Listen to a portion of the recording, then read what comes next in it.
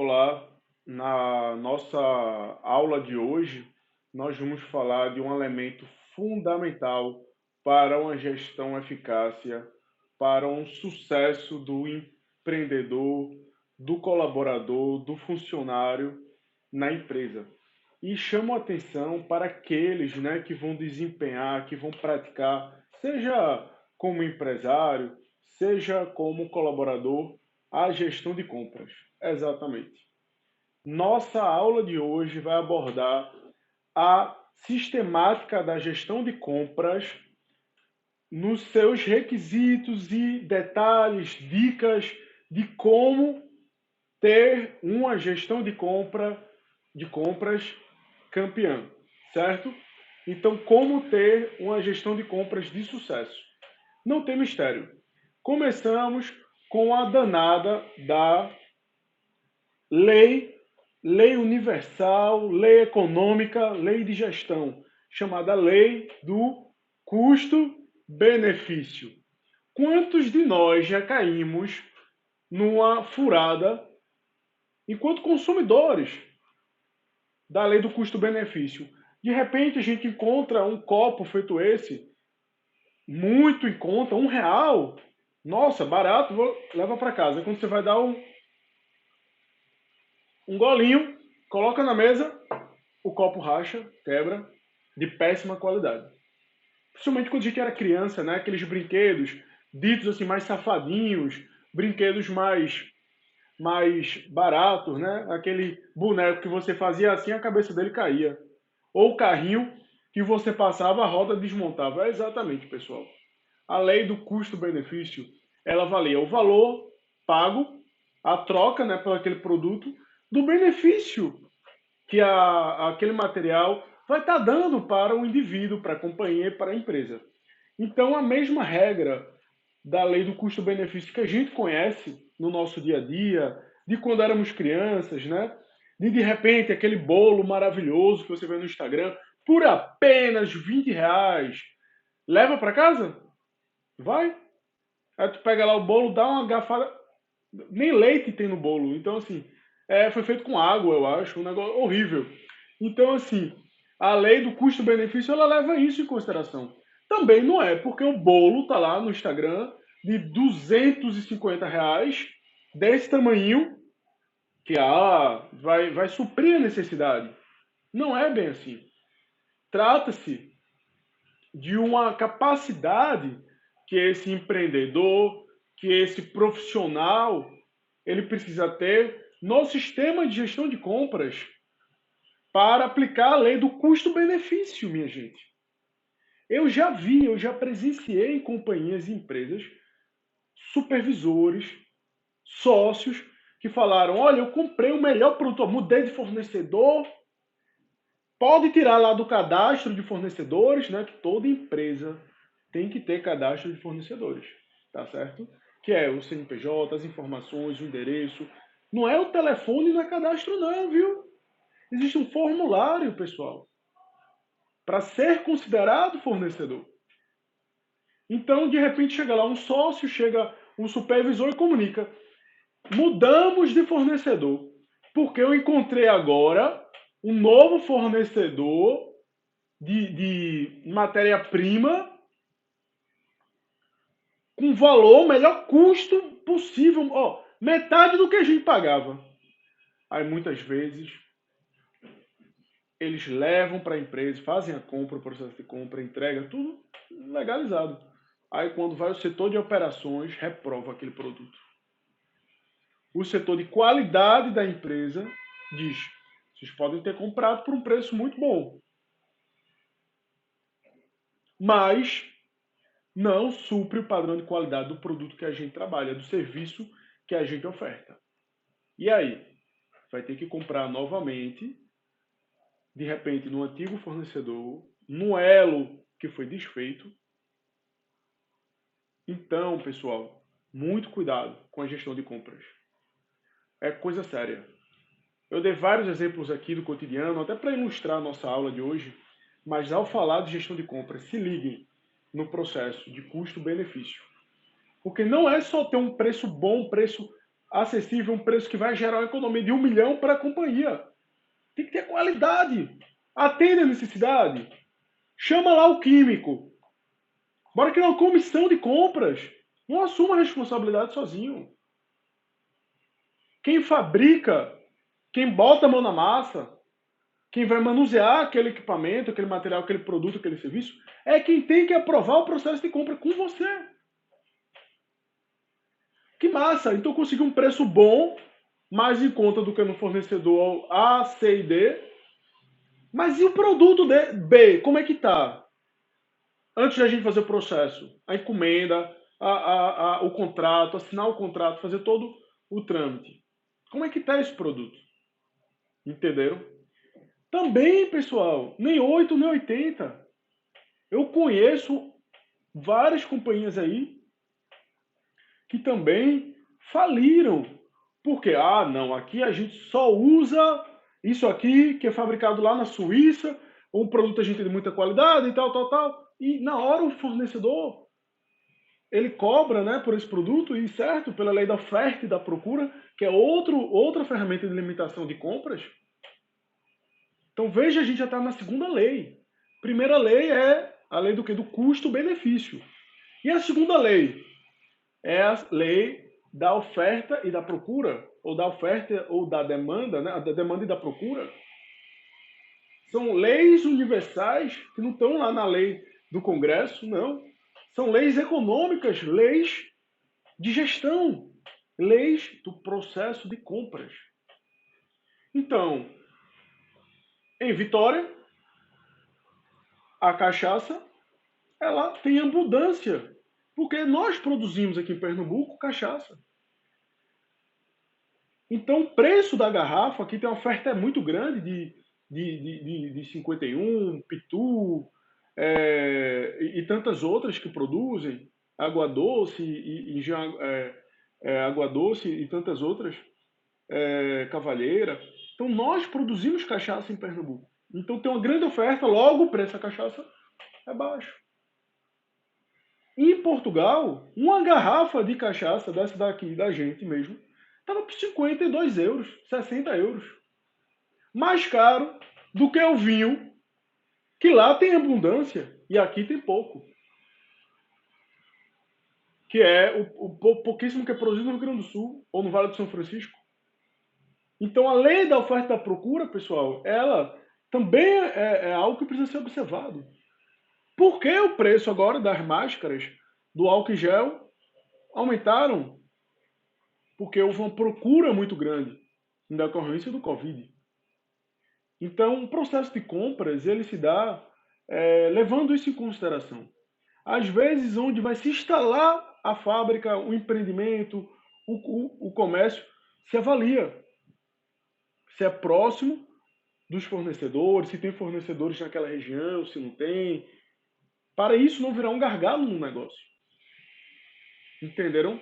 Lembram da dica que eu dei da lei da oferta e da procura? Agora essa que eu consolidei com vocês, com exemplos práticos.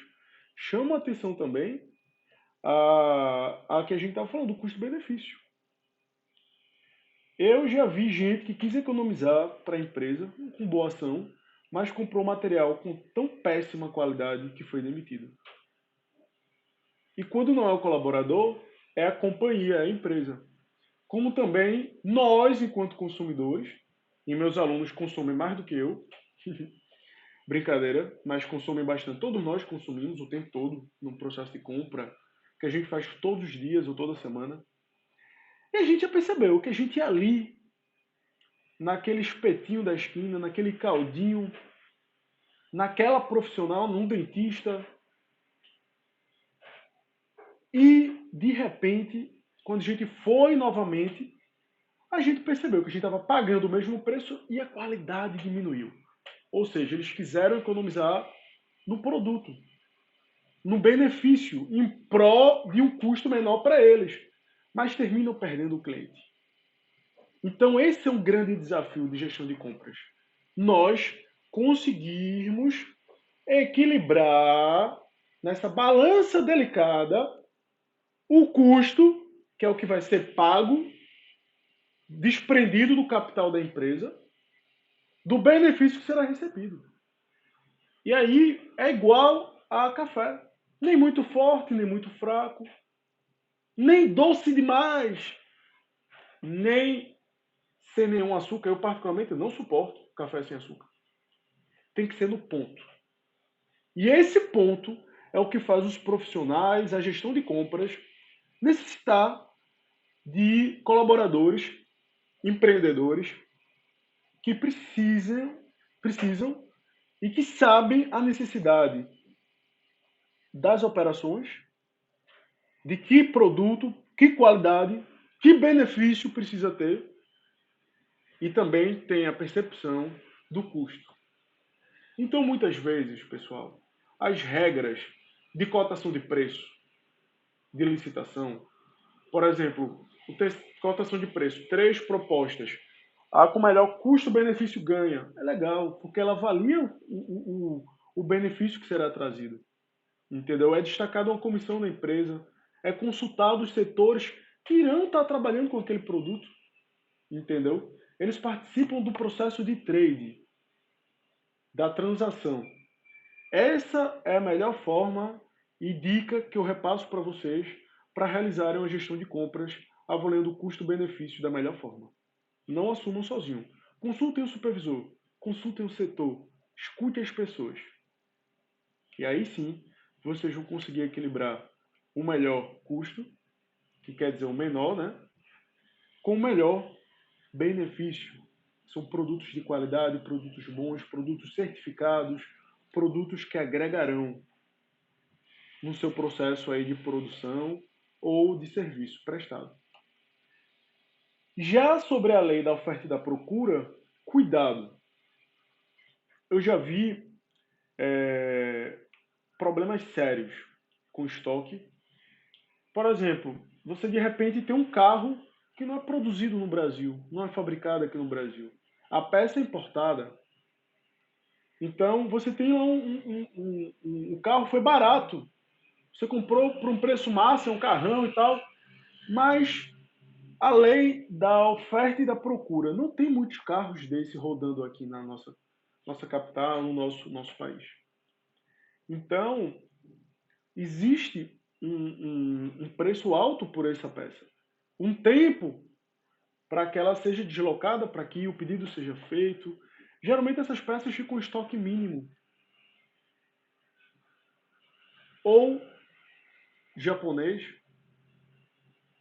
que é por meio da encomenda, ou até consignado, um ou outro. Então avaliem tudo isso, pessoal, quando for fazer um processo de compras. Eu soube de uma construtora que comprou materiais de construção, máquinas para construção, né? Máquinas mesmo, pesada, para o processo de construção. E comprou as máquinas muito baratas, elas foram importadas, então assim, o custo massa foi o melhor custo. Benefício, elas tinham qualidade, elas tinham um bom resultado, certificadas, bem produzidas, aguentavam o tranco. Mas a gestão de compras não se ligou na segunda lei, que é a lei da oferta e da procura. E somente esta construtora tinha comprado, adquirido essas peças. Não existia nem representante comercial aqui. O pedido foi pago por uma transação, né, cambial. Então, nem escritório tinha aqui. Nem ancorada pela lei brasileira, praticamente eles estavam. E aí, se comunicaram lá com a empresa, porque quebrou alguns materiais. Moral da história: eles tiveram que desembolsar a passagem, a hospedagem,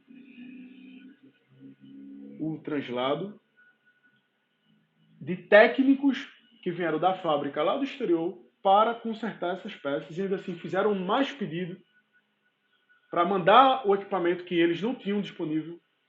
Eu sei que foi um custo grande para essa empresa e um custo maior ainda porque as suas operações ficaram paradas e um custo maior ainda porque eles tiveram que alugar os materiais aqui a um outro fornecedor local que tinha esse equipamento disponível para tocarem a obra dentro do prazo. Então, sempre fiquem atentos, que nem sempre o melhor preço é o melhor produto e a melhor qualidade. E nem sempre a gente pode adquirir um produto sem levar em consideração a lei da oferta e da demanda.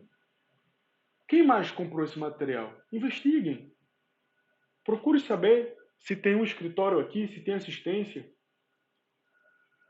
Procurem saber se esse material ele é o mais procurado, ele é o mais vendido daquele segmento. Não por uma moda de escolha de marca, mas por uma proteção maior nesse sistema de gestão de compras, pessoal. Então, eu não tenho medo, eu não tenho dúvida, enquanto professor e consultor, de alertar meus alunos e alunas para um formato de gestão de compras eficaz. E para isso, vocês precisam ter bem fresquinho na memória a lembrança do que é esse conteúdo que a gente está trabalhando hoje e também a capacidade de percepção, investigação, de envolver outros agentes, de consultar, de ter humildade, pessoal. Ah, eu vou comprar aqui que é mais barato o valor, eu vou comprar esse material, tem um custo menor. Poxa, e o benefício? Custa tu consultar o setor? Chama a galera da qualidade, porque você já passa para a diretoria, já passa para os seus supervisores, que foi aprovado por eles.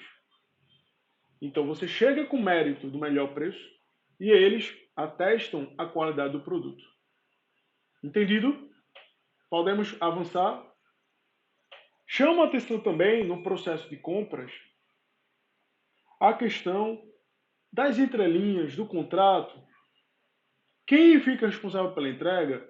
De quem é o seguro caso a carga seja extraviada, roubada, aconteça um acidente? Entendeu?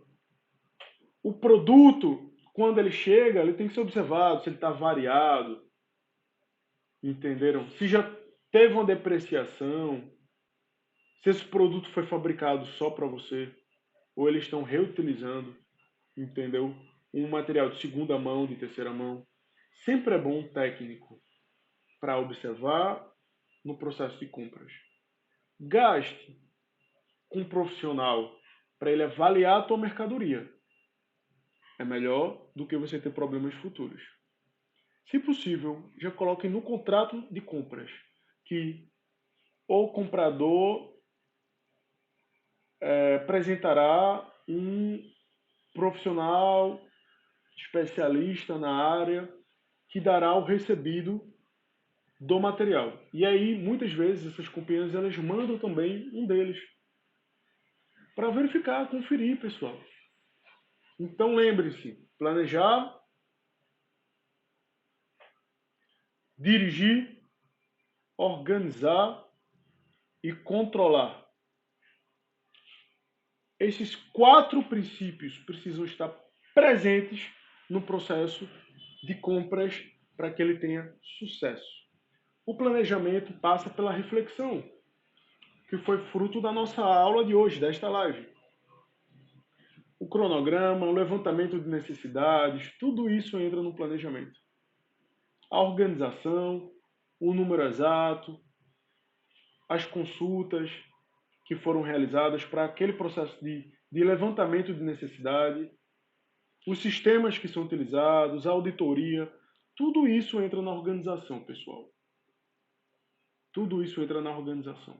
Sem organização, vocês não conseguem ter uma gestão de compras eficaz, eficiente.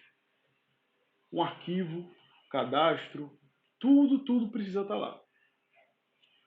A direção é o teu processo de escolha. Para onde eu quero ir, qual eu vou escolher. Envolvam mais pessoas. Não sejam líderes autocráticos, que são aqueles que somente a sua vontade reina. Sejam líderes democráticos, que escutam, que consultam, que vão pela maioria não por achismo, mas por competência técnica, tá certo? Por competência técnica. A ferramenta do controle é fundamental. No controle entra se aquele material, aquele processo está apresentando algum problema, se está suprindo as necessidades que a companhia, que o seu negócio precisa. Então, a ferramenta de controle não é uma chatice, não é algo inútil. É algo que serve como uma radiografia da saúde, dos processos, do teu negócio. E que são fundamentais para nos dar informações, dados que serão cruciais naquele processo lá atrás de planejamento, de organização e de direção, que é exatamente a escolha. Se eu continuo com esse fornecedor, se eu mudo ele, se eu consulto mais outros, tudo isso parte desse processo que é contínuo. Então, ao falar de gestão de compras, eu tenho que falar de gestão da qualidade. Vocês sabiam que nós estamos na era da gestão da qualidade estratégica? Exatamente. A gestão da qualidade, ela ficou lá atrás, no século XX, galera. A gestão da qualidade do século XXI, que deu origem na Alemanha, ela traz junto com ela a indústria e os serviços 4.0, que acompanham não só todo o processo de fabricação, mas acompanha o processo de gestão. Nélio, fala-se tanto de indústria 4.0, serviços 4.0. Também estão inseridos nisso? Estão. Ah, mas só as multinacionais, as gigantes do segmento, conseguem implementar o serviço 4.0 ou a indústria 4.0. Não, não. É possível sim ser implementado. Eu fiz alguns cursos e também leciono essa disciplina na pós-graduação em uma instituição aqui em Recife, de 4.0. Serviço 4.0 ou indústria 4.0. E não tem mistério, pessoal. Quando a gente pensa, percebe que anterior ao serviço 4.0 estava lá a última revolução da qualidade, que é a qualidade estratégica. O próprio nome já propõe, estratégica. Então, a última revolução industrial, com certeza, ela não poderia deixar de estar com a estratégia. E a gente logo percebe uma conjuntura de estratégias, como, por exemplo, a sustentabilidade. Nós agora, em tempos de pandemia mundial, estamos brigando, lutando pela nossa sustentabilidade. A sustentabilidade da humanidade está em jogo. Então, o respeito ao meio ambiente, a sustentabilidade, ela vem com o seu tripé, ela não é só ambiental, das árvores, dos animais, não, ela é social. A gente se preocupa com o próximo. Ela é econômica, salários, renda mínima para mover a economia. Então, a indústria do serviço 4.0, eu não tenho medo de falar para vocês que a sustentabilidade é um dos pilares mais importantes no atual momento. Sou suspeito de falar como ambientalista, mas chamo a atenção aqui nos âmbitos social e econômico e ambiental, que formam o tripé da sustentabilidade, tá certo? Que está presente hoje no serviço da indústria 4.0, no teu processo de compras. No teu processo de compras. Porque se hoje a minha companhia ela adquire um produto que ainda pareça com bom custo-benefício, que foi fruto de desmatamento, fruto de destruição, que realiza testes em animais, você vai ter uma grande rejeição do público 4.0, que é esse público do século 21, certo? Até porque a indústria 4.0 e o serviço 4.0, ela vem seguida da rastreabilidade. O que é rastreabilidade? O próprio consumidor, ela já traz consigo a necessidade de saber rastreabilidade. Onde foi produzido, por quem foi, teve mão de obra, infantil, escrava, uma grande rejeição de produtos chineses, sofreram isso no final de 2018 para começo de 2019, há mais de um ano atrás. Então, a indústria e o serviço 4.0, eles trazem esses diferenciais de sustentabilidade, de rastreabilidade, de internet das coisas, de big data, e eu vou estar mandando um vídeo de apoio a esses elementos que compõem a indústria e o serviço 4.0, que já está presente hoje na gestão de compras, no empreendedorismo, na gestão ambiental, no processo produtivo, na relação cliente, em tudo na empresa ou no serviço que é prestado. Chama atenção também ao processo que agora ele se dá como um desafio diante aí do problema, né, da pandemia do Covid-19. Vocês perceberam que cada vez mais os produtos estão vindo personalizados para o cliente? Isso é uma das características da indústria e do serviço 4.0. Personalização para o cliente final. As aulas, os atendimentos, ninguém trata mais a doença. Hoje se trata do paciente. Antigamente você entregava o produto que era igual, produzido em escala industrial e pronto. Agora não.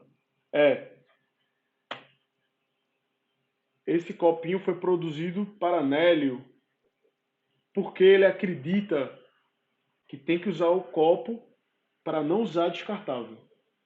Então é personalizado para o cliente. Ele tem aqui Star Wars, personalizado para a galera da minha idade, personalizado para o público que assistiu o filme, que gosta de cinema, que quer ter um copinho mais descolado para tomar água ou café. Entenderam? Então esses exemplos, pessoal, eles estão cada vez assim mais presentes no nosso dia a dia. Não é algo do futuro, vai acontecer, vai. Não, já chegou. A indústria e os serviços 4.0 já são uma realidade e que você precisa estar ligado, precisa estar atento, precisa estar atenta para ser um profissional, um empreendedor de sucesso nesses tempos de desafio e que cada vez mais a inovação e os conhecimentos estão sendo exigidos para o sucesso. Pessoal, gratidão. Dúvidas de qualquer item, de qualquer assunto que eu abordei nesse vídeo, vocês podem perguntar a qualquer momento, tá certo? Eu peço até que comentem lá na sala Google abaixo, porque aí os colegas também olham e a gente compartilha os saberes, pessoal. Vocês sabiam que o conhecimento, quanto mais compartilhado, mais ele aumenta? Exatamente. Então vamos fazer essa corrente do bem de compartilhar saberes. Então, de repente, alguma pergunta que você tenha, não tenha medo de expô-la, certo? Uma vez você expondo a sua pergunta, você já chama a atenção daquele tópico, daquele assunto, do seu colega e compartilha saberes. Tá joia? Valeu, pessoal!